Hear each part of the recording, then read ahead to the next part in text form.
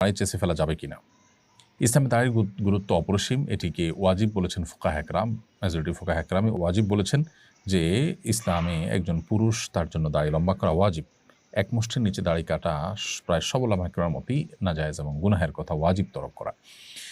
কোনো মানুষ যদি কোনো বিশেষ বিপদে পড়েন, সে অবস্থায় তিনি দাড়ি ছোট করা বা চেঁচে ফেলতে পারেন কিনা, এর উত্তর হলো যে যদি কারোর অসুস্থতার কারণে দাড়ি চেঁচে ফেলতে হয়, না হলে তার মৃত্যুর মুখোমুখি হওয়ার আশঙ্কা থাকে কিংবা দুরারোগ্য ব্যাধিতে তার কষ্টে নিপতিত হওয়ার আশঙ্কা থাকে, তাহলে তিনি এটি করতে পারেন। যেমন এমন হলো যে অ্যাক্সিডেন্টের কারণে সেলাই করতে হবে, তাহলে ওই জায়গায় দাড়িগুলো চাঁচতে হবে, বা বড় কোনো দুর্ঘটনা হলো বা এমন কোনো অসুস্থ হলো যে দাড়ি তার রাখা যাচ্ছে না, দায় রাখতে গেলে তার ট্রিটমেন্ট হবে না, দুরারোগ্য ব্যাধিতে তিনি অনেক কষ্ট পাবেন অথবা মৃত্যুর মুখে পতিত হবেন, এই পর্যায়ে চলে গেলে তখন তিনি দাড়ি চেঁচে ফেলতেন বা ছোট করতে ফেলতেন।